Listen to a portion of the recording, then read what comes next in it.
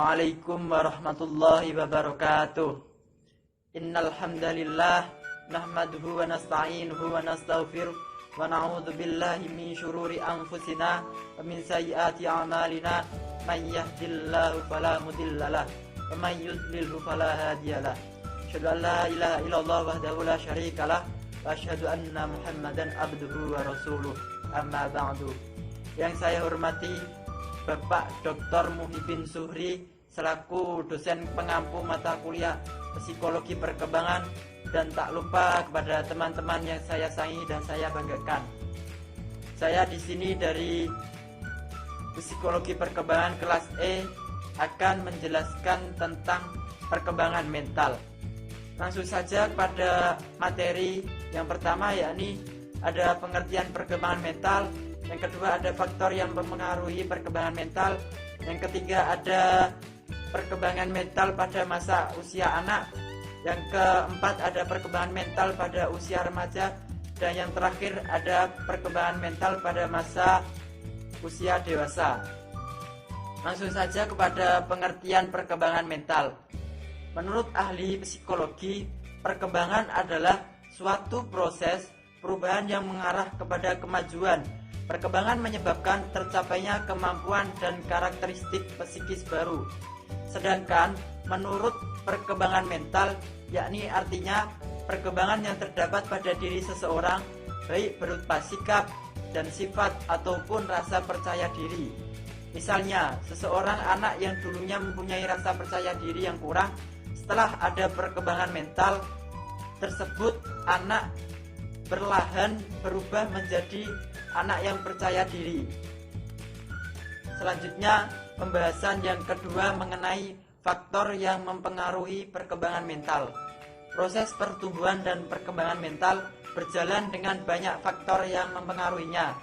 Yang pertama adalah faktor genetik dari kedua orang tua. Ini akan memberikan kontribusi yang besar dalam hal ini. Selain itu, ada pula faktor riwayat kesehatan ataupun trauma yang pernah dialami oleh anak. Demikian pula faktor lain yang sifatnya tidak langsung, misalnya pada status ekonomi orang tua yang berpengaruh pada kecukupan gizi dan kesejahteraan anak. Bahkan pada masyarakat yang masih memiliki akar budaya yang kuat, perkembangan karakter anak juga akan berpengaruh oleh norma-norma budaya tersebut. Para ahli dari berbagai aliran mengemukakan kecenderungan yang berbeda-beda mengenai faktor yang mempengaruhi perkembangan mental. Yang pertama, para ahli nativisme dan empirisme dan konvergensi. Yang pertama, para ahli nativisme mengemukakan bahwa perkembangan individu semata-mata ditentukan oleh faktor dalam diri yang dibawa semenjak lahir. Faktor itu bisa disebut bakat, baik bakat fisik maupun bakat psikis. Bakat fisik adalah potensi yang menentukan sifat fisik individu. Apakah ia menjadi tinggi, rendah, gemuk, kurus, kuning, dan lainnya. Bakat psikis dapat dikelompokkan menjadi dua, yakni bakat umum atau intelijensi dan bakat khusus. Misalnya potensi yang menjadi penari, pelukis, pemahat, dan lain-lain. Para ahli aliran ini biasanya mempertahankan pendapat ini dengan menunjukkan bukti bahwa terdapat persamaan antara orang tua dengan anak-anaknya. Misalnya, kalau ayah atau ibu ahli musik, maka anaknya cenderung untuk menjadi ahli musik pula. Yang kedua, para ahli aliran empirisme dengan tokohnya yang bernama John Locke berpendapat bahwa yang paling menentukan dalam perkembangan individu adalah faktor lingkungan. Sedangkan faktor dalam diri individu dianggap tidak berperan penting. Karena aliran ini ada kelemahannya juga. Jika berpendapat ia benar, maka kita sebagai pendidik akan menciptakan manusia sesuai dengan keinginan kita. Selanjutnya, yang ketiga adalah para ahli konvergensi. Para ahli ini berpendapat bahwa individu berkembang sebagai hasil pengaruh perpaduan antara faktor-faktor hereditas dalam diri individu dan pendidikan ataupun lingkungan. Bakat sebagai suatu potensi yang telah dimiliki secara hereditas baru dapat terrealisasi dalam bentuk penampilan jika lingkungan memungkinkannya. Misalnya, seseorang anak berbakat untuk menjadi pemain musik.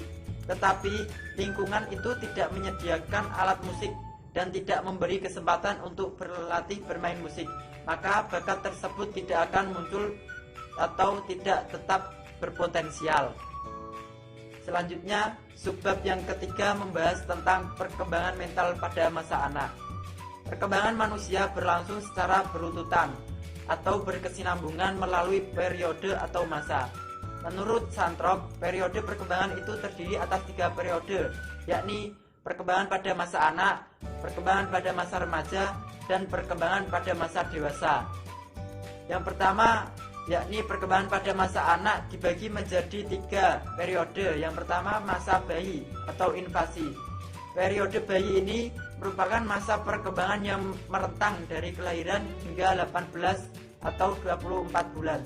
Masa ini ditandai dengan ciri-ciri sebagai berikut.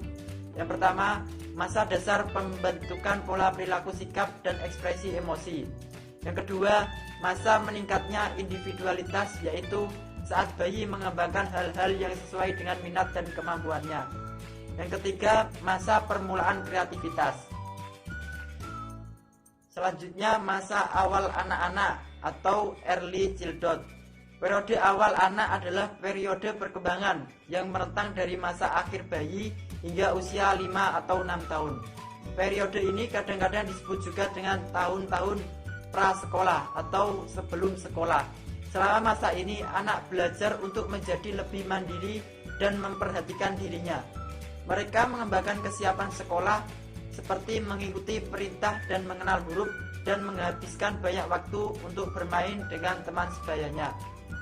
Yang ketiga, masa pertengahan atau akhir anak. Periode ini adalah masa di mana perkembangan yang terentang dari usia sekitar 6 hingga 12 tahun. Masa ini sering juga disebut tahun-tahun sekolah dasar, karena pada masa ini anak sudah menguasai keterampilan dasar membaca, menulis, matematik, dan istilah populernya disebut kalistung, baca, tulis, dan hitung.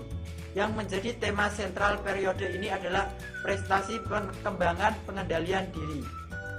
Selanjutnya, pada subbab yang keempat, yakni perkembangan mental pada masa remaja. Menurut John Pesci, masa remaja sudah mencapai tahap operasi formal, di mana remaja telah dapat mengembangkan kemampuan berpikir abstrak. Secara mental, remaja dapat berpikir logis tentang berbagai gagasan yang abstrak. Remaja tidak lagi terbatas pada pengalaman-pengalaman yang aktual maupun yang konkret sebagai titik tolak pemikirannya. Di samping berpikir abstrak dan logis, remaja juga dapat berpikir idealistik. Pemikiran-pemikiran remaja banyak mengandung idealisme, dan kemungkinan pikiran pada tahap ini memiliki fleksibilitas yang tidak dimiliki di tahap sebelumnya. Operasi konkret kemampuan berpikir abstrak juga memiliki implikasi emosional. Selanjutnya, pada subbab yang kelima ada perkembangan mental pada masa dewasa. Perkembangan mental pada masa dewasa ini diklasifikasikan menjadi 3 periode. Yang pertama, dewasa awal, yang kedua, dewasa tengah, dan yang ketiga ada dewasa akhir. Pada dewasa awal, perkembangan mental ini adalah awal dari puncak perkembangan. Masa dewasa awal adalah masa beralihnya pandangan egosentris menjadi sikap yang empati. Pada masa ini, penentuan relasi sangat memegang peran penting. Masa kreativitas akan terlihat sesudah orang dewasa akan tergantung pada minat dan kemampuan individual. Kesempatan untuk mewujudkan keinginan dan kegiatan-kegiatan yang memberikan kepuasan sebesar-besarnya. Ada menyalurkan kreativitasnya ini melalui hobi. Ada juga menyalurkannya melalui ekspresi kreativitas. Yang kedua ada dewasa tengah. Pada perkembangan mental dewasa tengah ini, seseorang mampu memasuki dunia logis yang berlaku secara mutlak dan universal, yakni dunia idealitas yang paling tinggi. Orang dewasa dalam menyelesaikan suatu masalah langsung memasuki masalahnya. Dia mampu mencoba beberapa penyelesaian secara konkret dan dapat melihat akibat langsung dari usaha-usahanya guna menyelesaikan masalah tersebut. Yang ketiga yakni ada dewasa akhir. Memasuki dewasa akhir ini adalah memasuki usia pada masa tua. Sebagian besar lanjut usia kurang siap menghadapi dan menyikapi masa tua tersebut, sehingga para masa orang tua ini kurang dapat menyesuaikan diri dan memecahkan masalah yang dihadapi. Munculnya rasa tersisih, tidak dibutuhkan lagi, ketidakikhlasan menerima kenyataan baru seperti penyakit yang tidak kunjung sembuh, kematian merupakan sebagian kecil dari keseluruhan perasaan yang tidak enak.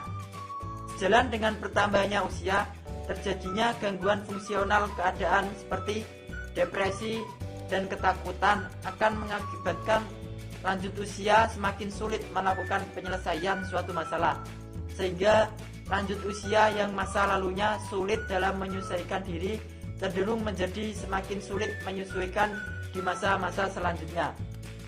Demikian presentasi dari saya. Mohon maaf apabila ada kekurangan maupun kekhilafan. Wassalamualaikum warahmatullahi wabarakatuh.